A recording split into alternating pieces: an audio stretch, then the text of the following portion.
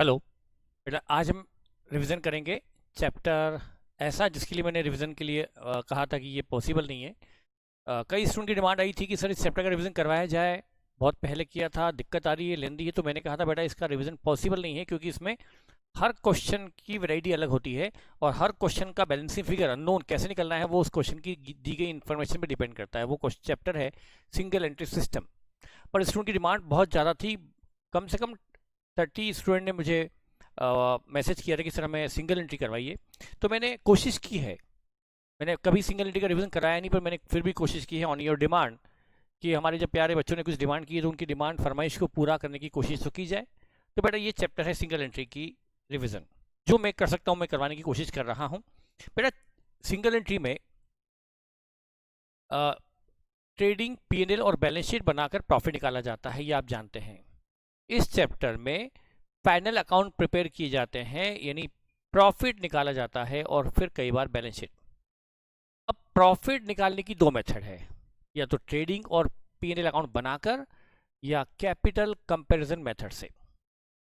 यदि trading period बनाकर profit निकालना है तो आपके लिए इन्फॉर्मेशन का तरीका अलग होता है, जिसमें परचेज भी चाहिए, सेल भी चाहिए, एक्सपेंसेस भी चाहिए, डेप्रिसिएशन भी चाहिए, नेट प्रॉफिट निकालने के लिए सारी चीज़ें चाहिए।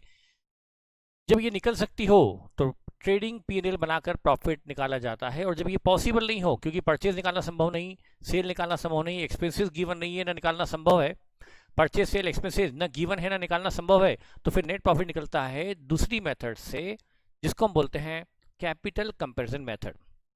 उसमें क्या करते हैं, ओपनिंग केबल मान लो 50 थी ईयर के बिगिनिंग में, और क्लोजिंग केबल ईयर के बिगिनिंग में जो 50 थी वो बढ़कर 70 हो गई, मतलब 20,000 से कैपिटल बढ़ी, मतलब प्रॉफिट हुआ होगा, ये भी हम समझेंगे। तो बेटा वो बाद में, पहले और जब हम ट्रेडिंग पीरियड बनाकर प्रॉफिट निकालते हैं तो उसको हम बोलते हैं कन्वर्जन मेथड। खैर उसे मतलब मेथड से नाम से मतलब नहीं, हम सिंगल एंट्री को डबल एंट्री में कन्वर्ट करते हैं। यदि उस व्यक्ति ने बुक्स ऑफ अकाउंट नहीं रखी और कैश बुक, लेजर, जनरल नहीं बनाया, तो हम उसके रफ अकाउंट तैयार करते हैं ईयर एंड में। तो हमारा रोल है एक अकाउंटेंट का, एज एन अकाउंटेंट हम वर्क करेंगे इस कन्वर्जन मेथड में। ठीक है बेटा, तो हम स्टार्ट करते हैं। देखिए क्या होता है बेटा, यदि क्वेश्चन में सबसे पहले चीज देखिए कि क्वेश्चन ने सिंगल एंट्री के क्वेश्चन में बैलेंस शीट गिवन है या ओपनिंग बैलेंस शीट गिवन है या नहीं। बेटा यदि ओपनिंग बैलेंस शीट गिवन नहीं है तो आपको सबसे पहले एक ओपनिंग स्टेटमेंट ऑफ अफेयर बनाना पड़ेगा, प्रिपेयर स्टेटमेंट ऑफ अफेयर। इसमें यहां लिख दी जाएगी राइट हैंड पे असेट्स, सारी asset, debtor, stock, fixed asset, WDV, opening WDV, definitely opening balance sheet है तो opening WDV, cash, bank, BR, prepaid expenses, कोई भी असेट सब लिखेंगे, creditor, bills payable, outstanding expenses, सब लाइबिलिटी लिखेंगे, कोई लोन है तो वो लिख देंगे, और बैलेंसिंग फिगर होगा ओपनिंग कैपिटल। तो कई बार ओपनिंग कैपिटल निकालने में, जैसे क्वेश्चन में ओपनिंग डेटर गायब कर दिया, तो पहले ओपनिंग डेटर निकलेगा डेटर अकाउंट से, उसके बाद डेटर यहां रखेंगे, तब जाके निकलेगी ओपनिंग कैपिटल। कई बार ओपनिंग क्रेडिट गायब कर देते हैं, तो पहले क्रेडिट अकाउंट बनाओ, ओपनिंग क्रेडिट निकालो, वो रखो, उसके बाद ये बनता है। कई बार ओपनिंग कैश बैंक गायब कर देते हैं, तो कैश बैंक बनाकर ओपनिंग कैश बैंक निकालो, उसमें क्लोजिंग कैश बैंक गिवन होगा, ओपनिंग अननोन होगा, ओपनिंग कैश बैंक निकालो, वो यहाँ रखो, तब जाके ओपनिंग कैपिटल निकलेगी। इसका मतलब कई बार ओपनिंग कैपिटल डायरेक्टली निकल जाएगी ऑल असेट माइनस लायबिलिटी से, और कई बार ओपनिंग डेटर अननोन होंगे या ओपनिंग कैश अननोन होगी, वो रखने के बाद निकलेगी आपकी ओपनिंग कैपिटल। वो डिपेंड करता है। हाँ, लेकिन हम स्टेटमेंट ऑफर बनाकर ओपनिंग कैपिटल निकालेंगे जरूर, और कैपिटल हमारी होगी बैलेंस फिगर। और ये जो कैपिटल होगी ना बेटा, ये ओपनिंग है, इसमें पिछले सालों की प्रॉफिट्स जुड़े हुए हैं, पिछले साल के लॉसेस घटे हुए हैं, पिछले साल तक की ड्राइंग घटी हुई है, सब कुछ हो चुका है। ये ओपनिंग कैपिटल मतलब पिछले साल की क्लोजिंग कैपिटल फाइनल, इस साल की ओपनिंग कैपिटल फाइनल।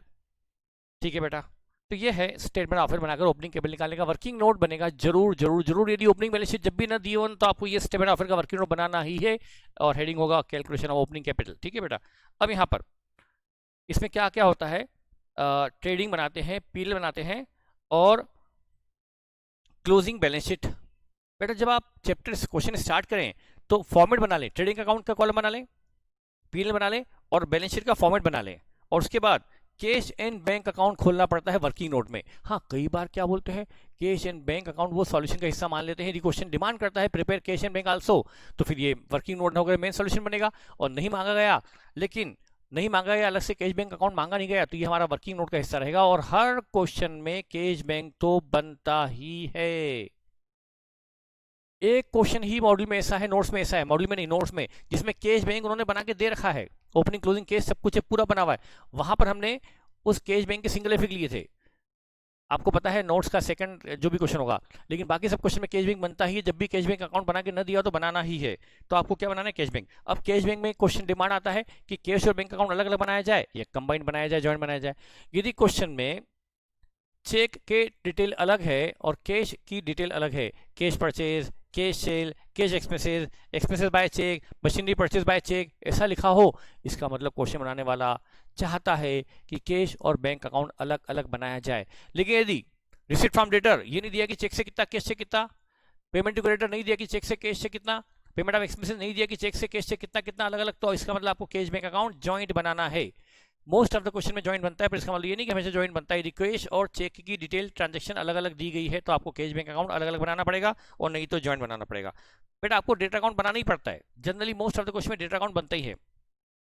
जैसे डेबिट में बेटा डेटा अकाउंट की बात करें, डेटर में डेबिट में आती है, डेटा अकाउंट की डेबिट में क्रेडिट सेल आती है, जिनको हमने उधार माल बेचा है, तो राइट हैंड पे जो अमाउंट रिसीव्ड आता है वो अमाउंट रिसीव्ड फ्रॉम डेटर आता है, cash received from debtor only, cash या cheque received from debtor only. लेकिन यदि किसी क्वेश्चन में कैश सेल और क्रेडिट सेल का ब्रेकअप करना संभव नहीं हो, कैश और क्रेडिट सेल का ब्रेकअप करना संभव नहीं हो, तो आपको यहाँ टोटल सेल डेबिट करने में हेजिटेट नहीं होना चाहिए। टोटल सेल डेबिट कर दो, मतलब इसमें कैश सेल भी डेबिट होगी, तो राइट हैंड में जो कैश रिसीव्ड आएगा ना, वो कैश रिसीव्ड दो चीजों का आएगा, received from debtor plus cash cell भी आएगा, क्योंकि बेटा आपने यहाँ पर डेबिट में कैश सेल भी डेबिट किए ना, तो क्रेडिट में जो डेटर से मिला वो तो आएगा ही। वैसे जनरली हम क्या डेबिट करते हैं, ओनली क्रेडिट सेल, तो क्रेडिट में क्या आता है, received from debtor, credit customer से मिला, लेकिन यहाँ पर कैश सेल भी चूंकि आपने डेबिट की है, तो आपने यहाँ पर एक तरह से डेटर अकाउंट नहीं कस्टमर अकाउंट बनाया है, जैसे कि हम कैश फ्लो बनाते थे, तो ये कस्टमर अकाउंट है, कस्टमर अकाउंट में कैश सेल भी आ गई, डेटर और क्रेडिट सेल भी आ गई, तो राइट हैंड में जो कैश रिसीव्ड आएगा ना, वो दो चीज आएंगी, कैश सेल से मिली हुई मनी प्लस डेटर से मिली हुई मनी, ये ध्यान रखिएगा। अब बेटा देखिए, अब कुछ फंडामेंटल पॉइंट पर आते हैं जहां स्टूडेंट कंफ्यूज होते हैं। बेटा प्रोविजन फॉर डाउटफुल डेट्स, ये इसकी एंट्री होती है P&L to provision for doubtful debts, P&L to provision for doubtful debts. PL में डेबिट जो प्रॉफिट कम करेगा, और एक अकाउंट खुलेगा separate provision for doubtful debts, जिसका हमारी बुक्स में बैलेंस होगा क्रेडिट, और बाद में इसको बैलेंस शीट में डेटर से लेस करके दिखाया जाता है, डेटर से बैलेंस शीट में लेस करके दिखाया जाता है, ध्यान रखिएगा। पर कभी भी ये डेटर अकाउंट में क्रेडिट नहीं होता, प्रोविजन फॉर डेटर्स को कभी भी डेटर अकाउंट में क्रेडिट नहीं करते, सिर्फ डेटर से लेस करके दिखाते हैं। डेटर अकाउंट अलग होता है जिसका बैलेंस डेबिट होता है, और प्रोविजन फॉर डाउटफुल डेट्स का बैलेंस क्रेडिट होता है। डेटर कई सारे होते हैं, सैकड़ों हजारों, मतलब 200 300 50 70 80, उन सब का टोटल मिलाकर होता है टोटल डेटर, और प्रोविजन का एक ही अकाउंट होता है। टोटल डेटर से प्रोविजन घटाते हैं बैलेंस शीट में, पर अकाउंट बुक्स में दो अलग अलग होते हैं, डेटर अकाउंट का बैलेंस डेबिट, प्रोविजन का बैलेंस क्रेडिट। हाँ, बैड डेट्स जरूर डेटर में क्रेडिट होती है, बैड डेट्स में क्या एंट्री होती है, बैड डेट्स टू डेटर, और बाद में बेडेट जाती है पीएल वगैरह में या प्रोविजन में जो भी हो। लेकिन यदि प्रोविजन बनाया तो P&L टू प्रोविजन एंट्री होती है, P&L टू डेटा नहीं होती, ध्यान रखेगा। तो प्रोविजन की एंट्री पोस्टिंग कभी भी डेटा अकाउंट में नहीं होगी, हाँ, लेकिन बेड डेट्स की पोस्टिंग डेटा अकाउंट में होती है। तो बेटा जैसे मैं क्वेश्चन के इन्फॉर्मेशन लेकर चल रहा हूँ अपने नोट्स या मॉड्यूल के, बेटा डेटर ओपनिंग 70 और क्लोजिंग 80, बेटा एक क्लोजिंग डेटर 80 दिया है, यदि कुछ ना कहा जाए इसका मतलब closing debtor after bad dates तो है, पर इसमें प्रोविजन अभी घटना, प्रोविजन तो सवाल ही नहीं, डेटा अकाउंट से घटता है। हाँ, अब देखिए ओपनिंग डेटर है जो भी है, क्लोजिंग डेटर है 80, बेटा क्या करना है, प्रोविजन यदि 5% बनाना है वो क्लोजिंग डेटर बनता है, तो 80,000 जो डेटर है बेटा बिफोर प्रोविजन है, इसमें प्रोविजन थोड़ा घटा होगा, उसका प्रोविजन बना 4,000, तो 4,000 क्या करेंगे बेटा, PL में डेबिट और डेटर से लेस कर देंगे। डेटर हमारे कितने हैं 80, और बाहर दिखा देंगे 76,000, गलती से वो 74 लिखा गया, वो 76,000 है, ठीक है बेटा, मैं उसको 76 कर देता हूँ, 76 है 76,000 है ना बेटा। तो ये तो कोई बड़ा सिंपल था, आगे मैं कुछ इसके कॉम्प्लिकेटेड पॉइंट लेने वाला हूँ, चिंता मत कीजिए। बेटा एक नया पॉइंट आ गया, मैंने क्या करा, ऐसा नहीं लिखा कि डेटर के प्रोविजन एक्स्ट्रा रख लिए, क्वेश्चन टू क्वेश्चन चला हूँ मैं, इस क्वेश्चन में ये पॉइंट था, मैंने क्वेश्चन देख देख करके सारे स्पेशल पॉइंट ले लिए। अब जैसे बेटा एक पॉइंट आता है इन्वेस्टमेंट का, बेटा इन्वेस्टमेंट के बारे में ध्यान रखिएगा, इन्वेस्टमेंट खरीदते हैं कॉस्ट पर, फेस वैल्यू पे नहीं, मार्केट प्राइस अलग होती है, फेस वैल्यू अलग होती है, जिस रेट पर खरीदा वो होती है कॉस्ट, फेस वैल्यू अलग होती है, ठीक है बेटा। For example 6% government bond cash book में आ रहे हैं 18,000 पर, और ये खरीदे गए हैं 90% ऑफ फेस वैल्यू, मतलब इसकी फेस वैल्यू 20,000 है, पर खरीदे गए 18,000 पर, फेस वैल्यू 20 है, इसका मतलब खरीदने में 2 का फायदा नहीं हो गया, कि हमने 20 की चीज़ 18 में खरीद ली, अरे बेटा कॉस्ट ही 18 है, मार्केट रेट ही 18 है, 18 में मिल गया तो क्या हो गया, बेचने को तो भी 18 मिलेगा, कौन सा 20 मिल जाएगा, फेस वैल्यू 20 होने से तो का प्रॉफिट थोड़ा हो गया। तो ध्यान रखिए, हम बैलेंस शीट में इसको दिखाएंगे कॉस्ट प्राइस पर 18,000 पर, लेकिन इंटरेस्ट जब कैलकुलेट होगा तो वो हमेशा फेस वैल्यू होता है। अब बेटा चूंकि क्वेश्चन में no other information is given in cash book regarding investment, हमारे कैश बैंक में इन्वेस्टमेंट के रिगार्डिंग अदर कोई इन्फॉर्मेशन नहीं है। अब ये खरीदा था कब, 1 जुलाई को, और अभी 31 मार्च चल रही है, 9 महीने हो गए, 9 महीने पहले खरीदा था। अब बेटा 20,000 की फेस वैल्यू पर 6% से 20,000 इंटू 6% डिवाइड बाय 12 इंटू 9, बेटा 900 रुपया, 900 रुपीज़ का इंटरेस्ट बनता है इस पर। और वो इंटरेस्ट बनता तो है क्योंकि हमें खरीदे 9 महीने हो गए हैं, पर इंटरेस्ट मिला होता तो वो हमारी कैश बुक के डेबिट में आ रहा होता, लेकिन क्वेश्चन तो बोलता है कि कैश बुक में इस के बारे में, इन्वेस्टमेंट प्लान के बारे में और कोई इन्फॉर्मेशन है ही नहीं, इसका मतलब इंटरेस्ट भी अक्रूड है, मिला नहीं, मिला होता तो कैश बुक में आ गया होता। तो हमें क्या करना है, एंट्री होती है accrued interest as an asset debit to interest, तो accrued interest asset balance sheet में आएगा, इंटरेस्ट इनकम में आएगा, तो हमारा क्या होगा बेटा इफेक्ट, यहाँ पर हम क्या करेंगे, यहाँ तो ले लेंगे इंटरेस्ट ऑन इन्वेस्टमेंट 20,000 पर 6% से 9th मंथ का, ये तो मेरा एग्जांपल है, मंथ वहाँ जो भी हो, है ना बेटा, वो करके, और इंटरेस्ट हमने पीएल में क्रेडिट कर दिया एज एन इनकम, और अक्रूड इंटरेस्ट नाम की असेट, यहाँ असेट में डेबिट कर दो 900, तो अक्रूड इंटरेस्ट नाम की असेट डेबिट और इंटरेस्ट नाम का पीएनएल क्रेडिट। अब बेटा हम आते हैं अगले पॉइंट पर, sales of current year is 20%, sales of current year is 20% and, और बेटा ये मैंने क्वेश्चन की सेल करंट ईयर की इस 20% हायर देन प्रीवियस ईयर, इस साल की सेल पिछले साल से 20% ज़्यादा है, इसका मतलब कंफर्म है कि पहले पिछले साल की सेल निकलेगी और फिर उसमें 20% जोड़ के इस साल की सेल निकलेगी। जीपी रेट 25% ऑन कॉस्ट है, GP of last year auditor account, और ओपनिंग स्टॉक 40 है, क्लोजिंग स्टॉक 50, ये एक क्वेश्चन की इन्फॉर्मेशन ली है। तो सॉल्यूशन में मैं क्या कर रहा हूँ, सॉल्यूशन में मैं कर रहा हूँ, देखिए बेटा सबसे पहले GP 60,000 divide by GP rate 1/4 on cost, 1/5 on sale, 20% on sale, तो इससे आ गया, ये आ गई सेल्स ऑफ लास्ट ईयर, ये आ गई सेल्स ऑफ लास्ट ईयर। बेटा यदि हमने 60,000 के जीपी को डिवाइड बाय 20% किया तो 3 लाख रुपीज आ गई सेल्स ऑफ लास्ट ईयर। इसको मैंने 20% बढ़ा लिया, एड 20% इंक्रीज, क्वेश्चन ने कहा था इंक्रीज 20%, 60,000 की सेल इस साल ज्यादा है, तो ये आ गई current year sale, current year sales total.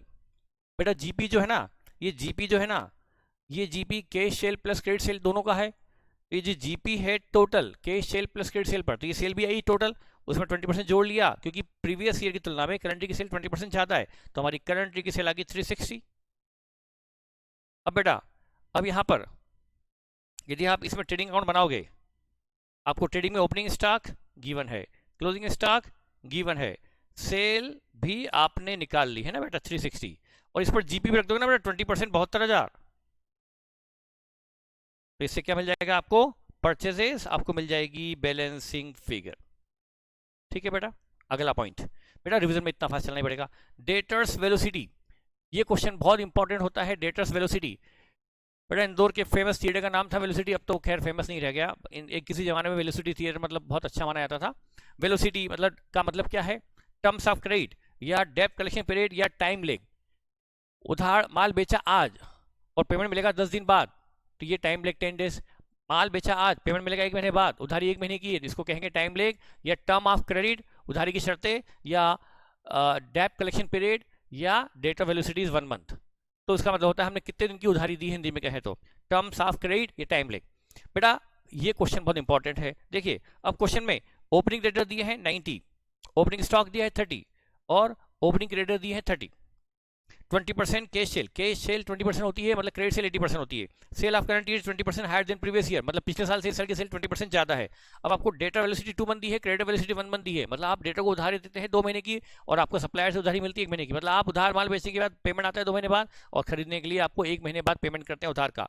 Stock level was maintain at 35,000 all through out the year, stock level साल भर 35 रखा गया, इसका मतलब क्लोजिंग स्टॉक 35 रहा होगा। आपको ओपनिंग स्टॉक 30 गिवन है और क्लोजिंग स्टॉक यदि 35 साल भर मेंटेन किया तो साल के एंड में भी 35 रहा होगा, तो आपका क्लोजिंग स्टॉक मिल गया 35,000 और जीपी रेट आपकी 1/3 है। बेटा अब यहाँ पर हम सॉल्यूशन स्टार्ट करते हैं। बेटा यहाँ पर पिछले साल की तुलना में इस साल सेल 20% ज्यादा है, तो पहले हम निकालेंगे sale of previous year, sale of last year, और इसमें 20% जोड़कर ही निकल पाएगी। करंट ईयर की सेल 20% ज्यादा है तो सेल ऑफ प्रीवियस कैसे निकाली जाए। पिछले क्वेश्चन में जो हमने एग्जांपल लिया था उसमें पिछले साल का जीपी दिया था और जीपी से हमने जीपी रेट से डिवाइड करके पिछले साल का जीपी निकाला था। जीपी दिया हुआ था उससे सेल निकाली थी, सेल को 20% बढ़ा के करंट की सेल निकाली, पर यहाँ जीपी दिया हुआ नहीं है लास्ट ईयर का, तो आप कैसे निकालें लास्ट ईयर की सेल। तो बेटा ये जो डेटर है ना 90,000, बेटा हम पढ़ा चुके हैं, मैं रिविजन करवा रहा हूँ, समझा नहीं रहा हूँ। ये 90,000 जो है पिछले साल के क्लोजिंग डेटर, ये पिछले साल की 2 महीनों की क्रेडिट सेल है। बेटा मान लो इनका मार्च एंडिंग है तो जनवरी में जो माल बेचा होगा उसका पेमेंट तो मार्च में आ गया होगा, 2 महीने में आ ही जाता है। फेब का पेमेंट बचा होगा, मार्च का बचा होगा। तो बेटा ये जो 90,000 है इट इज 2 मंथ सेल, तो 90,000 है 2 मंथ की credit sale, 90,000 is 2 month credit sale, 2 महीने की क्रेडिट सेल है। डिवाइड से 2 किया तो 1 महीने की सेल आ गई 45,000 इंटू 12 कर दिया, तो ये क्या आ गई 90,000 सेल है 2 महीने की, तो 1 महीने की कितनी 45,000, 1 महीने की क्रेडिट सेल इंटू 12 किया तो ये आ गई 540 पिछले साल की क्रेडिट सेल। अब ये क्रेडिट सेल जो आई ये 80% है, इसको डिवाइड कर दिया 80% से, क्योंकि कैश सेल 20% होती है मतलब क्रेडिट सेल 80% होती है, तो ये आ गई पिछले साल की टोटल सेल 675। इसको ऐड कर दो 20% increase for current year, for current year इसको 20% से बढ़ा दो तो ये आ गई 8,10,000 करंट ईयर टोटल सेल। बेटा क्रेडिट सेल 80% ध्यान रखना, तो डेटर से जो सेल निकलेगी वो तो क्रेडिट सेल निकलेगी ना, उसको 80% से डिवाइड किया तो वो 100% सेल आ गई टोटल सेल, उसको 20% से बढ़ा लिया जो भी आ रहा है, तो ये आ गई current year total sale of current year, है ना बेटा। इस अब बेटा इसमें से कैश अलग कर लो, कैश सेल 20% है, इसका 20% कैश सेल है 162 और क्रेडिट सेल आ गई 648, है ना बेटा। अब देखो अब आपके पास ट्रेडिंग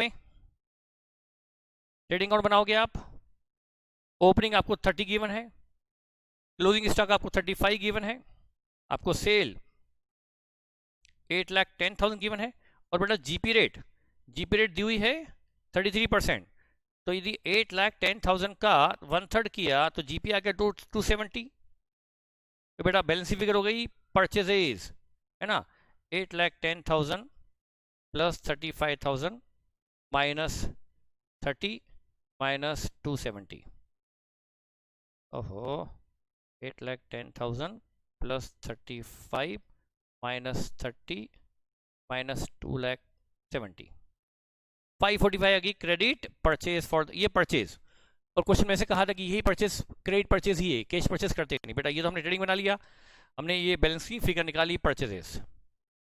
अब बेटा देखो क्या करना है, मैं बताना चाहता हूँ, जब डेटा अकाउंट बनेगा इससे अब और क्या कर सकें बताना चाहूँगा, क्वेश्चन में और क्या अननोन निकल जाएगा। बेटा जो हमारी सेल है क्रेडिट सेल 648, ये है हमारी क्रेडिट सेल, ये साल भर की क्रेडिट सेल है और सेल इवनली होती, क्वेश्चन में लिखा हुआ है, नहीं तो एज्यूम कर लो इवनली होती। बेटा 648 की जो सेल है ये सेल है साल भर की, डिवाइड बाय 12 किया तो ये आ गई 1 मंथ सेल, 54 की 1 मंथ सेल इंटू 2 कर दिया 1,08,000 आगे बेटा आपके क्लोजिंग डेटा। कैसे आपके क्लोजिंग डेटा कितने होंगे 2 महीने की क्रेडिट सेल के बराबर, लास्ट के 2 मंथ की सेल का बेटा 2 महीने की आप उधारी देते हो, इसका मतलब माल बेचने के बाद आपको 2 महीने बाद पेमेंट आता है, तो आपका जनवरी का पेमेंट आपका यदि मार्च एंडिंग है तो एग्जांपल के लिए मार्च एंडिंग है तो जनवरी का पेमेंट कब आ गया होगा मार्च में, फेब का कब आएगा अगले महीने अप्रैल में। बेटा 31 मार्च को मैंने बताया था आपको, जनवरी फरवरी मार्च ये हमारा 31 मार्च एंडिंग है, इसके पहले दिसंबर होगा, इसके पहले नवंबर होगा। बेटा 2 महीने की उधारी देते हैं, नवंबर का पेमेंट कब आ गया होगा जनवरी में, दिसंबर का कब आ गया होगा फेब में, जनवरी का कब आ गया होगा मार्च में। बेटा ये पेमेंट तो आ गया लेकिन इसका पेमेंट अभी आना बाकी, इसका पेमेंट आना बाकी, तो हमारी डेटर कितने हैं 2 महीने की क्रेडिट सेल के बराबर, तो हमने क्रेडिट सेल को डिवाइड बाय 12 किया इंटू 2 कर दिया, तो ये हमारे क्लोजिंग डेटर आ गए। इसी तरह से हमारी परचेज, हमारी परचेज है क्रेडिट परचेज। और बेटा ध्यान रखना, पिछले साल की क्लोजिंग क्रेडिटर से क्लोजिंग परचेज, पिछले साल की परचेज नहीं निकाल सकते। ऐसा कहाँ कहा है कि पिछले साल की परचेज से इस साल 20% परचेज ज्यादा है? ऐसा कहाँ कहा है? क्वेश्चन ने कहा था पिछले साल की सेल से सेल इस साल 20% ज्यादा है, इसलिए हमने पिछले साल के डेटा निकाले, पिछले साल की सेल निकाली, पिछले साल के डेटा से लास्ट ईयर की सेल, लास्ट ईयर की सेल से करंट ईयर की सेल, परचेज से कोई कनेक्शन नहीं रखा है। हाँ, अब हमारे करंट ईयर परचेज है 545, जो मेरे अननोन है, मतलब जो भी आया है 540 क्लोजिंग क्रेडिटर। तो मतलब क्या हुआ, अभी यहाँ पर मैंने ये तो निकाल दी क्लोजिंग डेटर्स, है ना बेटा। ऐसे क्लोजिंग क्रेडिटर भी निकाल सकते हैं, निकालनी पड़ेंगे। 545 की परचेजेस है, क्रेडिट ये 12 महीने की है, 12 महीने कितनी, तो एक महीने की कितनी, ये आपके क्लोजिंग क्रेडिटर हो गए। जो भी आ रहा है, मेरा शायद ये अमाउंट गलत होगा, 545 जो भी निकाला है मैंने, या जो भी है बेटा ये गलत है, तो ये भी गलत हो। जो भी आपकी परचेज आई है ना, जो भी आपकी क्रेडिट परचेज आई, यहाँ रख दो credit purchase, credit purchase 12 month कितनी, तो 1 मंथ की कितनी। और आपके क्रेडिट कितने होते हैं, आपको उधारी मिलती है 1 मंथ की, इसका मतलब आपके जो मार्च मंथ की परचेज उसका पेमेंट बचा होगा, फेब का भी आप कर चुके होंगे, जनवरी का भी कर चुके होंगे, तो 1 मंथ की परचेज ही आपकी क्लोजिंग क्रेडिटर होगा, इसे आप निकालेंगे, क्लोजिंग क्रेडिटर भी आप निकालेंगे। ठीक है बेटा। अब यहाँ पर नेक्स्ट पॉइंट पे आते हैं बेटा, यहाँ पर एक्सपेंसेस को लेकर है। ओपनिंग बैलेंस शीट में दी है प्रीपेड एक्सपेंसेस और आउटस्टैंडिंग एक्सपेंसेस, और एक्सपेंसेस पेड ड्यूरिंग दैट 175 है, क्लोजिंग प्रीपेड 7000, क्लोजिंग आउटस्टैंडिंग 180।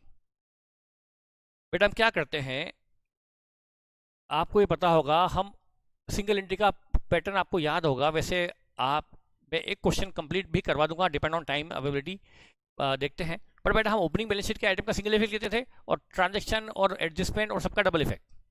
ये बेटा ओपनिंग बैलेंस शीट के आइटम, इसका सिंगल इफेक्ट लेते हैं, तो यहाँ पर P&L है, यहाँ हम लेते हैं एक्सपेंसेस। बेटा जो ओपनिंग प्रिपेयर्ड है उसका सिंगल इफेक्ट क्या लेंगे, इसको इस साल के एक्सपेंस में जोड़, क्योंकि दे चुके हैं पिछले साल पर हैं इस साल के खर्चे, इसलिए इस साल की P&L में आना चाहिए, जोड़ दिए। और क्लोजिंग प्रिपेयर्ड है पिछले साल के, पर पे इस साल होगा, इसलिए लेस कर देंगे। ओपनिंग प्रिपेयर्ड जुड़ता है क्योंकि बिलोंग्स टू करंट ईयर, और ओपनिंग आउटस्टैंडिंग घटता है क्योंकि ये पिछले साल का था, पे इस साल होगा। अच्छा, क्लोजिंग आउटस्टैंडिंग 18,000, क्लोजिंग आउटस्टैंडिंग इस साल का है इसलिए जुड़ेगा, यहाँ डेबिट, और लाइबिलिटी में 18,000 क्रेडिट, डबल इफेक्ट हो गए।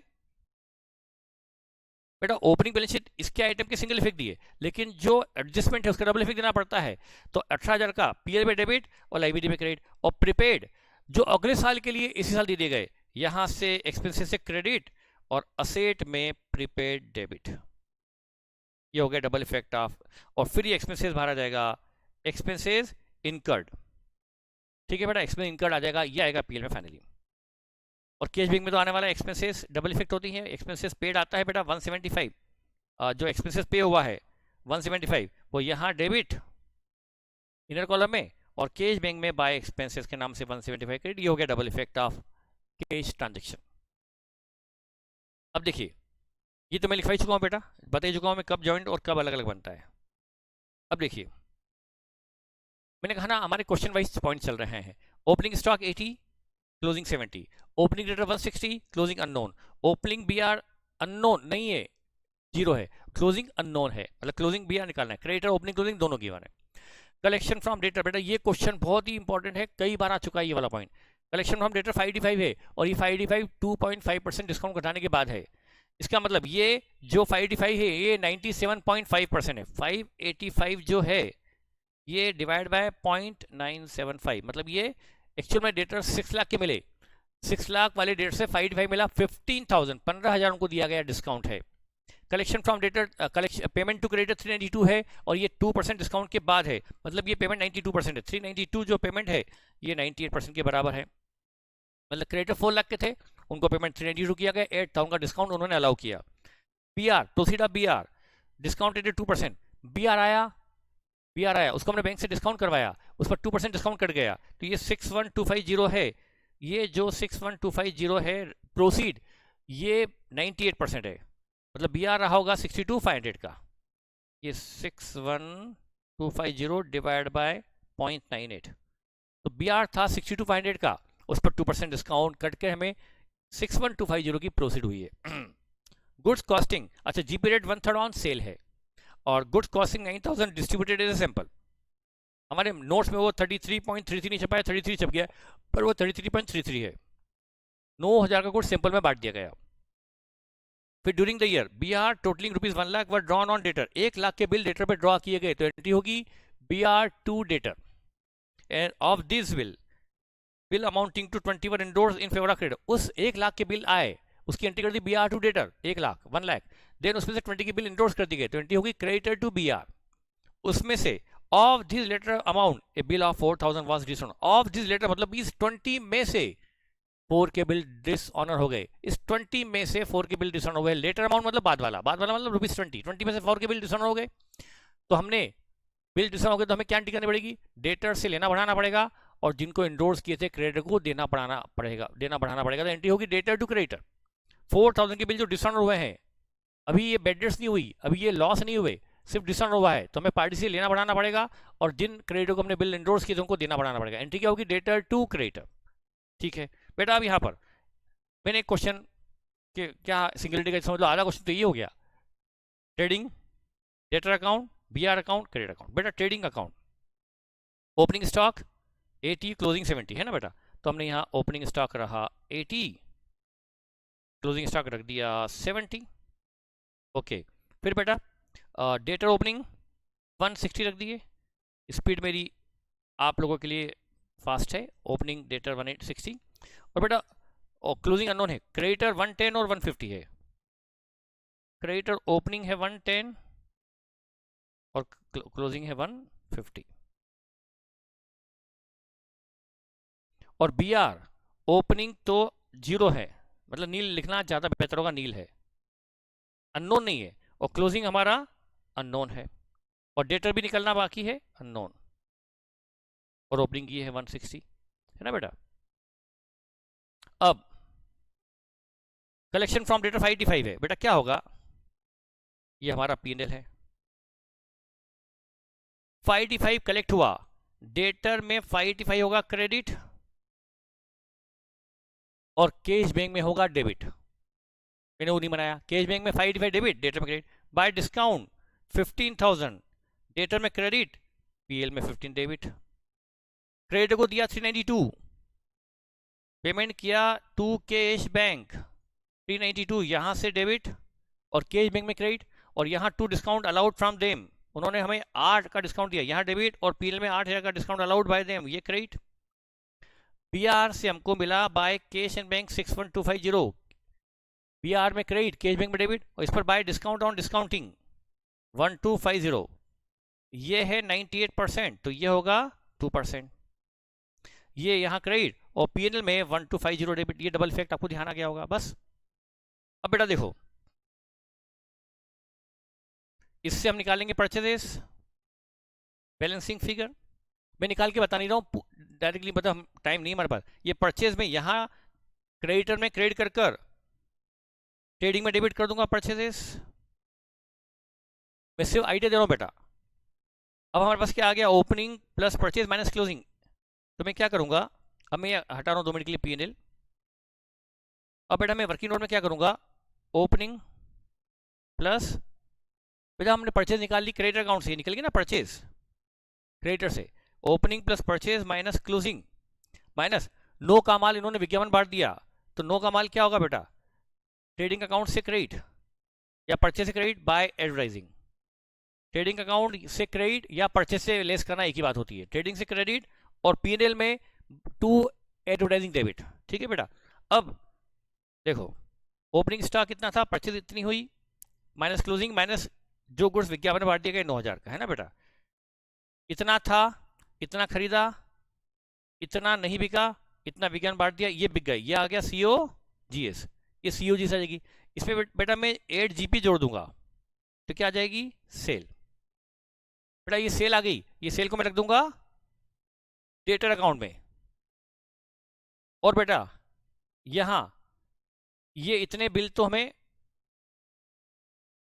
अच्छा बिल हमको, हाँ एक तो 20 के बिल हमने, डेटर्स हमको 1 लाख के बिल मिले थे ना बाय बीआर, 1 लाख के बिल डेटर से मिले, 1 लाख डेटर से क्रेडिट, और बीआर में 1 लाख डेबिट, इसमें से 20 के बिल हमने दे दिए क्रेडिटर को बाय क्रेडिटर्स, 20 के बिल इंडोर्स कर दिए, बीआर में क्रेडिट और क्रेडिटर में 2 BR, यहाँ 20 डेबिट, यहाँ डेबिट, बिल इंडोर्स कर दिया ना क्रेडिटर को, तो BR से क्रेडिट, क्रेडिटर में डेबिट, इसके बाद निकलेगी परचेज, इसके बाद बेटा परचेज निकलेगी, सही है वो जो भी हो, ठीक है। अब बेटा यहाँ पर ध्यान दो, अब यहाँ पर हमने डेटर से क्या मिला वो भी लिख दिया, डेटर से BR मिला, अच्छा 4 के बिल डिसऑनर हो गए, तो 4000 से क्रेडिटर क्रेडिट और डेटर अगेन 4000 से डेबिट, इंडोर्स बिल में से 4 के बिल डिसऑनर हो गए तो डेटर में डेबिट और क्रेडिटर में क्रेडिट, ठीक है बेटा। ये उसके बाद ही बेटा ये परचेज निकलेगी, हमारी परचेज निकलेगी फाइनली सबसे लास्ट में, ये परचेज जो निकलेगी सबसे लास्ट में, ये क्रेडिटर में क्रेडिट और ट्रेडिंग में डेबिट, उसके बाद वो परचेज यहाँ रखी जाएगी, है ना बेटा। ओपनिंग कितना था, इतना खरीदा, इतना बच गया, इतना विज्ञान बांट दिया, इतना बिक गया, उसमें जीपी जोड़ा, ये आ जाएगी सेल, ये सेल बेटा हम डेटर में डेबिट कर देंगे, इससे हमको मिल जाएंगे क्लोजिंग डेटर्स। समझ में आ गया, तो कोई खास इशू नहीं है, तो बहुत सिंपल सा पॉइंट था, ठीक है बेटा। नेक्स्ट पॉइंट पे आते हैं बेटा, प्लांट ओपनिंग 220 है, क्लोजिंग 330 है। अब क्वेश्चन ये आता है कि ये 330 जो क्लोजिंग दिया है, ये डाउट हमेशा आता है ये आफ्टर डेप्रिसिएशन है या बिफोर डेप्रिसिएशन। बेटा ये लैंग्वेज पर डिपेंड करता है, ये कोई कंफर्म नहीं बोल सकता कि ये आफ्टर डेप्रिसिएशन है या बिफोर डेप्रिसिएशन। किसी क्वेश्चन में ये आफ्टर डेप्रिसिएशन होता है, किसी क्वेश्चन में ये बिफोर डेप्रिसिएशन होता है। यदि ये बिफोर डेप्रिसिएशन है मतलब इसमें डेप्रिसिएशन घटकर WDV बैलेंस शीट में आएगी, मतलब ये बैलेंस शीट में जाने लायक डेटा नहीं है, ये बिफोर डेप्रिसिएशन है। यदि बिफोर एडजस्टमेंट है तो इस पर डेप्रिसिएशन लगना बचा है तो बैलेंस शीट में ये फिगर नहीं है, डेप्रिसिएशन लगने के बाद वाला फिगर बैलेंस शीट में आएगा। हाँ, और यदि ये आफ्टर डेप्रिसिएशन है तो फिर ये डायरेक्टली बैलेंस शीट में आएगा क्योंकि इसमें डेप्रिसिएशन घटा हुआ है। डिपेंड करता है क्वेश्चन टू क्वेश्चन। देखिए जैसे कि other information, depreciation to be provided, to be मतलब लगाना बाकी है 10% से बेटा, मतलब ये जो, तो फिर हमको क्या करना पड़ेगा बेटा, opening value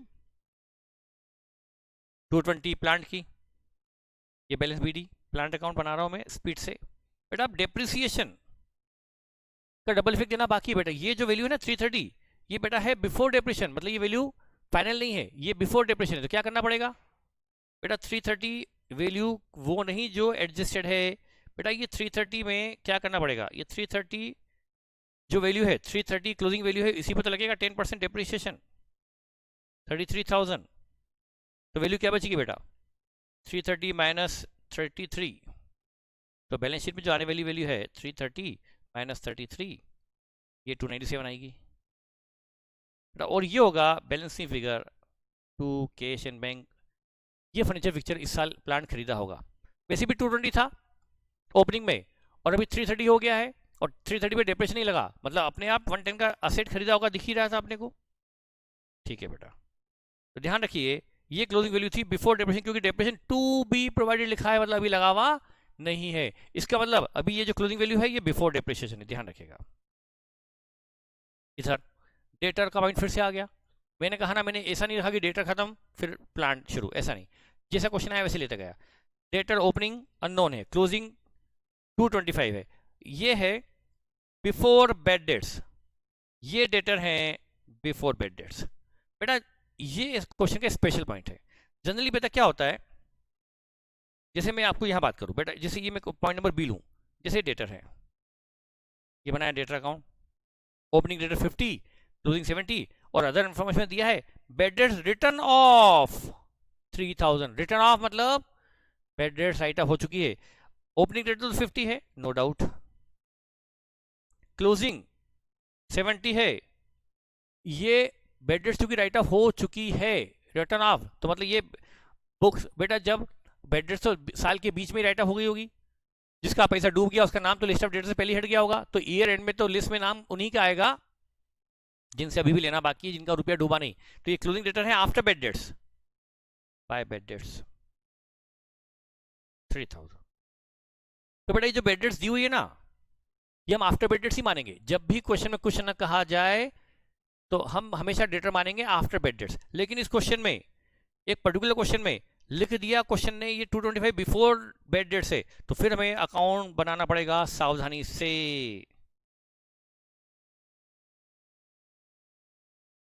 by bad dates 225 का 2% 4500 की बेड डेट्स है, और ये जो बैलेंस गिवन है क्वेश्चन में 225 ये बिफोर बेड डेट से साफ साफ क्वेश्चन का है, माइनस ऑफ 4500 घटाओ, तो 225 माइनस 4500, ये बची 220500, ये है बेड डेट्स। क्योंकि क्वेश्चन ने कह दिया था कि ये तो बिफोर बेड डेट्स है, तो फिर तो बिफोर बेड डेट मानना ही है, मतलब बेड डेट्स घटी नहीं है। हाँ, लेकिन यदि क्वेश्चन ने ऐसा बोला था, बस ये बोला है बेड डेट्स के बारे में कुछ नहीं कहा था, मतलब बेड डेट्स हो चुकी है, तो डेफिनेटली क्लोजिंग डेट में बेड डेट्स घटी हुई होगी, कंफर्म है। ठीक है, नेक्स्ट पॉइंट, ये भी मैंने क्वेश्चन आपके मॉड्यूल में भी है, नोट्स में भी है। नोट्स में थोड़ा मिसप्रिंट है, लेकिन मॉड्यूल में करेक्ट है। ये क्वेश्चन बहुत अच्छा है, मॉड्यूल में दिया हुआ है, एग्जाम में आ सकता है। मॉड्यूल में बेटा 2-3 क्वेश्चन ऐसे हैं जो बहुत बहुत बहुत बड़े हैं, वो मैंने स्पेशल क्वेश्चन के नाम से करवाए भी हैं, पर एग्जाम में आने के चांस उनके कम है। मॉड्यूल में पहला क्वेश्चन तो आप करना ही मत, जो पार्टनरशिप वाला है, फालतू है वो तो मेरे हिसाब से। मॉड्यूल में जो पहला क्वेश्चन दिया है ना पार्टनरशिप वाला, वो तो आप मत करना। और एक क्वेश्चन बहुत लेंदी जिसके अंदर debtor, creditor, bills receivable, bills payable, बहुत लेंदी क्वेश्चन है, वो एग्जाम में आया तो 20 से 25 मार्क का आना चाहिए। कहाँ था ऐसा, पर फिर भी मैंने करवाया तो है स्पेशल क्वेश्चन में। जिसकी ताकत हो वो जरूर करे, और जो बहुत लाइटली प्रिपरेशन कर रहा है वो ऐसे क्वेश्चन छोड़ सकता है। जो बहुत लेंदी है, जिसको आपको 1-1 घंटा लग जाता है क्वेश्चन सॉल्व करने में, एग्जाम में जाने के चांस कम होते हैं। मैं श्योरली तो कुछ नहीं बोल सकता, दुनिया के कोई ताकत नहीं बोल सकती कि क्या होगा एग्जाम में। बेटा ये ICAI है, उसका स्टैंडर्ड बहुत ही अच्छा है, कोई प्रोडक्शन नहीं, कोई IMP नहीं, इसीलिए हमारे ICAI की इस डिग्री की बहुत वैल्यू होती है। एग्ज़ाम बहुत अच्छे स्टैंडर्ड की होती है। हमें प्राउड होता है कि हम ICAI के मतलब मेंबर हैं, मतलब उस बॉडी में हमने कोई एग्जाम क्लियर की है। तो बेटा उस एंगल से कोई प्रोडक्शन नहीं होता, लेकिन फिर भी मैं अपना गेसिंग हो सकता है कि बहुत लेंदी क्वेश्चन शायद ना आए आपको आए। बेटा देखिए, इक्विपमेंट ओपनिंग दिया है 1,05,000, ओपनिंग क्लोजिंग दिया है 85,000। अदर इन्फॉर्मेशन ऑन, बेटा ये ओपनिंग में है March 13, क्लोजिंग है March 14। इधर ऑन 1 March 13, 1 March 13 नहीं, 1 March 13 नहीं होना चाहिए, मैंने शायद गलत तो नोट किया। दे सोल्ड, ये 1 March तो हो नहीं सकता, मैं शायद गलत कर रहा हूँ, मुझे इसमें डेट मैंने शायद गलत नोट कर ली है। मेरे अपने नोट्स में भी तो ये मिसप्रिंट है, पूरा ठीक से प्रिंट ही नहीं है। मॉडल में से ये मॉडल देखना पड़ेगा। ये मिस्टर शिव वाला क्वेश्चन है मेरे ख्याल से, शायद मिस्टर शिव वाला क्वेश्चन है, कौन सा है, नहीं, ओपनिंग 1,05,000, पता नहीं कहाँ से ढूंढा था मैंने क्वेश्चन, क्या गलत नोट कर लिया इसके अंदर, मेरी स्पीड डाउन चली गई।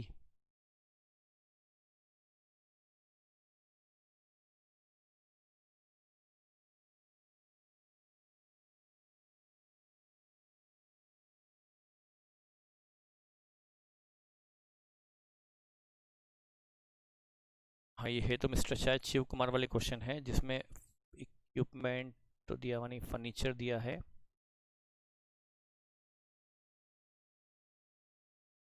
एक मिनट, मॉडल अब क्या करूँ बेटा, इस पॉइंट को मैं देखता हूँ, वन से डेट ले लूँ तो दिक्कत आ जाएगी। The sold machine having book value of 40,000 on 31st March 13 at a loss of 15। एक मशीन जिसकी बुक वैल्यू 31 मार्च 13 को 13 को ओपनिंग में जिसकी बुक वैल्यू 40 थी, उसको 15 के लॉस पर बेचा गया। ठीक है, new machine was purchased on 1 जनवरी 14। ठीक है, तो इसको अपन मान लेते हैं अप्रैल मई जून जुलाई अगस्त सितंबर, अप्रैल मई जून जुलाई अगस्त सितंबर। मैं इसकी डेट अपने मन से बदल देता हूँ, मैं कुछ डेट कर देता हूँ बेटा इसकी, फर्स्ट ऐसा कर लेता हूँ, 1 सितंबर कर लेता हूँ, अप्रैल मई जून जुलाई अगस्त सितंबर, 1 अक्टूबर, 6 महीने बाद, ऐसा मान लेता हूँ 6 महीने बाद। मैं अपने हिसाब से कर रहा हूँ बेटा थोड़ा सा ना। तो बेटा क्या होगा जरा ध्यान से देखिए, बहुत ही अच्छे क्वेश्चन है, मैंने डेट अपने हिसाब से मन से शायद बदल दी हो, बस वो बाकी सब सेम है, लेकिन आपको बेसिक क्लियर हो जाएगा, उसमें कोई दिक्कत नहीं आएगी। ओपनिंग बैलेंस BD 1,05,000, और बेटा डेप्रिसिएशन 2 भी लिखा है, मतलब ये क्लोजिंग वैल्यू में डेप्रिसिएशन भी घटना बाकी है, मतलब ये क्लोजिंग वैल्यू अभी करेक्ट नहीं है, ये बिफोर डेप्रिसिएशन है बेटा। ठीक है बेटा, यहाँ देखो ओपनिंग में 1,05,000 था, इसमें से ये बेटा था ओपनिंग में 31 मार्च 13 को था, इसी में से 40 का बिक गया, book value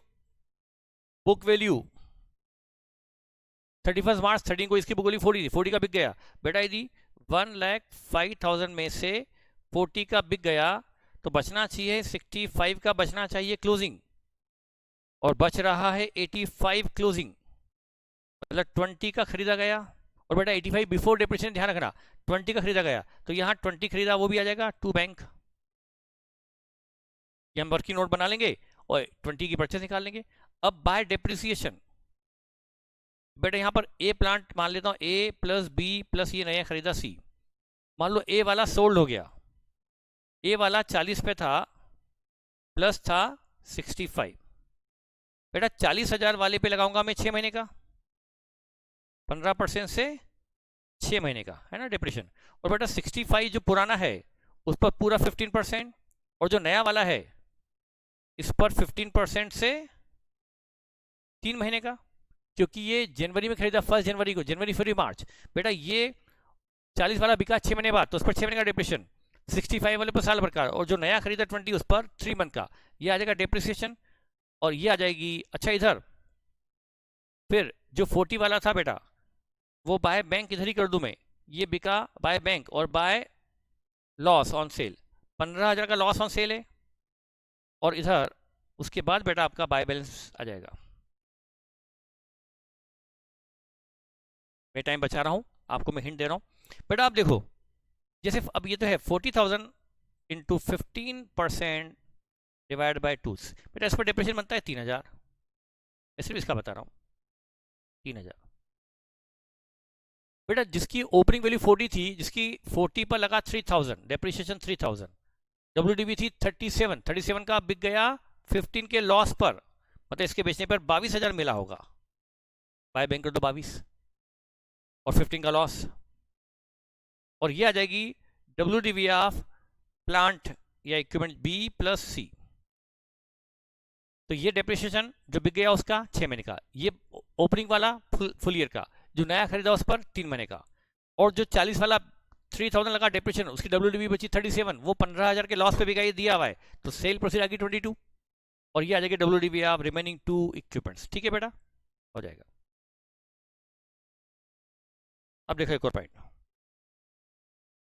opening furniture 60, closing 68, information, one of the furniture of ₹20 on 31st March 16 was sold at ₹8,000 on 30th September। ये पॉइंट ठीक है। मार्च अप्रैल में जून जुलाई का ये भी बिका है 6 महीने बाद, ये पॉइंट फिर से आ गया। Addition to furniture was made at the beginning, यहाँ पर फर्नीचर साल के शुरू में खरीदा, पिछले क्वेश्चन में 3 साल के आखिरी के 3 महीनों में खरीदा था, यहाँ पर साल के शुरू में। Depreciation is to be provided 10%। ठीक है बेटा, पहले देखो ओपनिंग फर्नीचर कितना था 60, ओपनिंग 60 का था, उसमें से 20 का बिक गया, बचना चाहिए 40, पर बच रहा है 68, तो खरीदा कितना 28,000। अब क्या बताऊं बेटा, फिर से वो कभी पॉइंट आ जाएगा, वही 40 ओपनिंग, सॉरी ओपनिंग था 60, इसमें दो प्लांट, ए वाला 20 का था जो बिक गया, बी वाला 40 का था जो नहीं बिका, और नया खरीदा 28। बेटा डिप्रेशन जो सोल्ड है उस पर 6 मंथ का, जो ओल्ड है उस पर 12 मंथ का, और जो न्यू है उस पर भी 12 मंथ का। और बेटा जो ये 20 वाला 20,000 पर डिप्रेशन की रेट है 10%, ये डिप्रेशन बेटा लगा इस पर 1,000 सोल्ड वाले पर, तो 20 - 1 19 उसकी WDV है, बाय बैंक ये बिका है 8,000 पर, तो बाय लॉस ऑन सेल बेटा ओल्ड प्लांट जो बिक गया वो 19 का था, 20 उसकी ओपनिंग वैल्यू, 1,000 उस पर डिप्रेशन, 19 का बिका 8,000 पे, 11 का लॉस, ऐसे करके आपको हो जाएगा बेटा। ठीक है, आता है अब देखिए एक point, unexpired insurance premium, opening 6,000 दी हुई है, क्लोजिंग अननोन है। Annual insurance premium paid on 1 August 2019 was 24। अब ठीक है बेटा, अब देखो बेटा ये एवरी ईयर, ये पॉइंट मैंने शायद फिर से कवर कर लिया गलती से, एवरी ईयर ये प्रीमियम रिन्यूअल प्रीमियम 1 अगस्त को देते हैं। अब देखो बेटा यहां प्रीमियम दी है उन्होंने 24,000, एनुअल प्रीमियम लिखा है ना, एनुअल मतलब साल भर की, बेटा बीमा यहां करवाया साल शुरू होने के अप्रैल में जून जुलाई 4 महीने बाद, ये 4 महीने गुजर गए।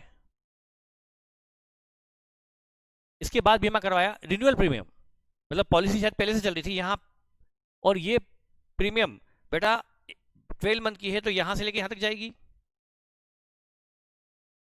24,000 की प्रीमियम साल भर की है बेटा। उसमें से अगस्त, सितंबर, अक्टूबर, नवंबर, दिसंबर, जनवरी, फरवरी, मार्च, 8 महीने बाद हमारा साल खत्म हो गया। तो इस 12 मंथ में 8 मंथ तो आ रहे हैं करंट ईयर में और 4 मंथ आ रहे हैं next year, next accounting year.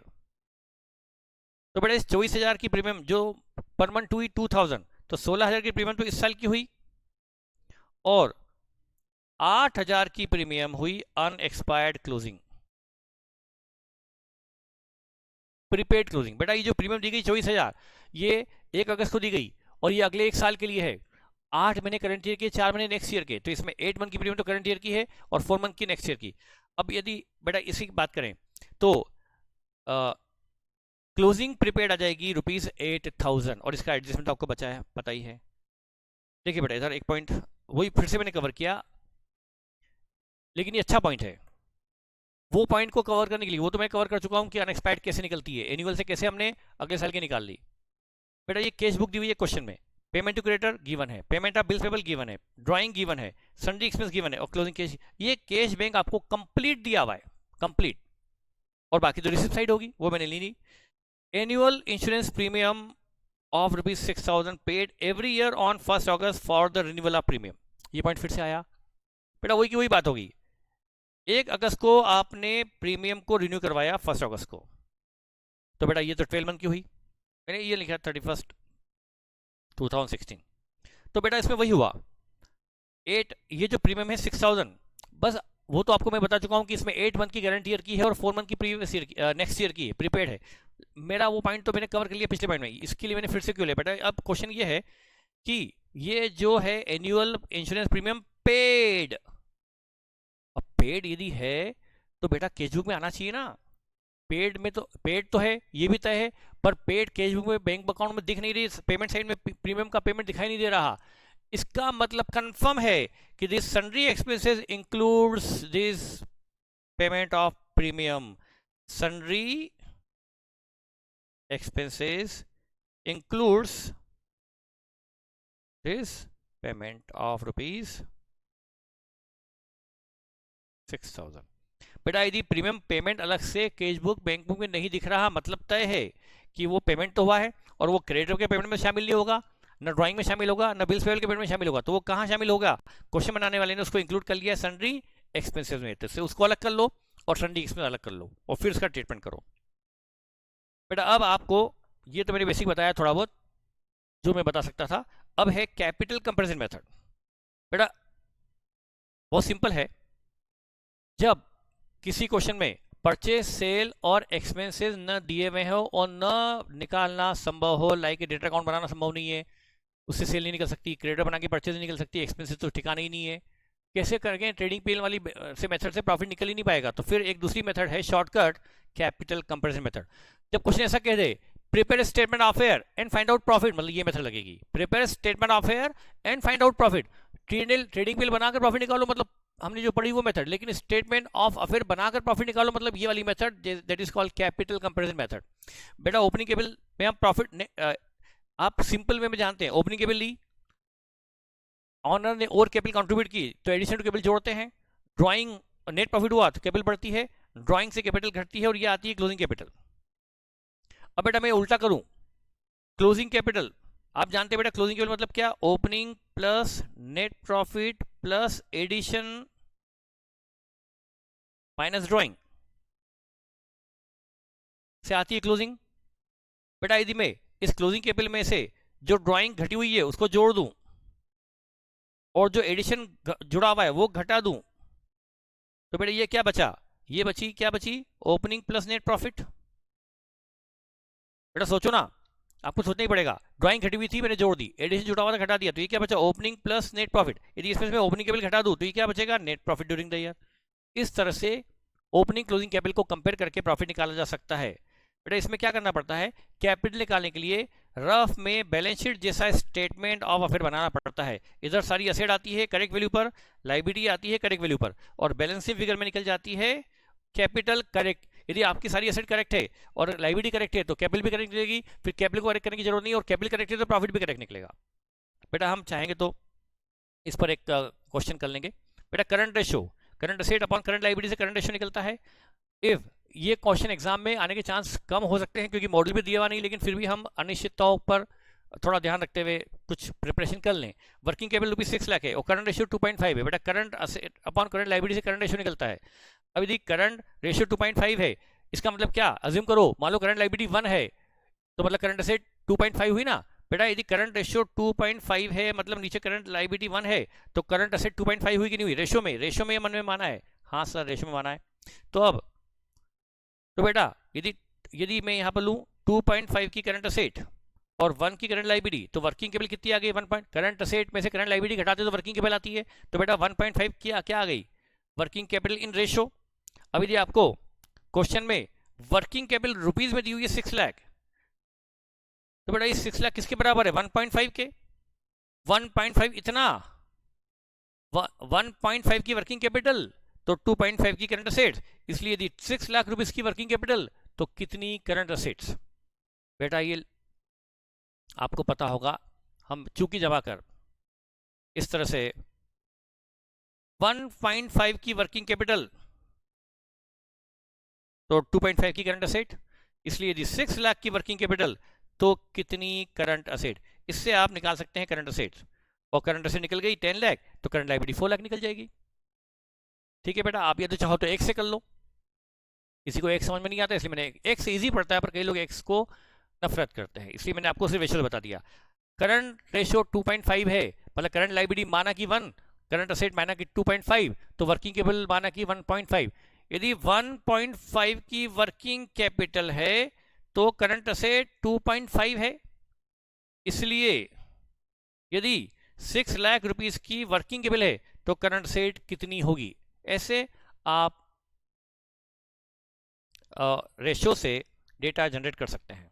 अब देखिए बेटा करंट, अब यहां पर फिर इफ अगला point, creditors are ₹3 lakh, current ratio 2 है, स्टॉक डेटर दिया पर कैश नहीं दिया। बेटा ये करंट रेशियो ईयर के एंड में निकलता है, तो ये क्लोजिंग स्टॉक है, ये क्लोजिंग डेटर है, पर क्लोजिंग कैश बैंक अननोन है। तो क्या करो बेटा, करंट रेशियो दिया है 2, तो मतलब क्रेडिटर यदि 3 लाख है तो करंट असेट ऊपर रख के रेशियो 2 है, इसका मतलब करंट असेट कितनी होगी बेटा 6 लाख। इस 6 लाख की करंट असेट में से बेटा डेटर स्टॉक हटा दो, डेटर स्टॉक घटा दोगे तो बचा हुआ क्या आ जाएगा, क्लोजिंग कैश इन बैंक। ध्यान होगा आपको एक पॉइंट ऐसा हुआ था बेटा।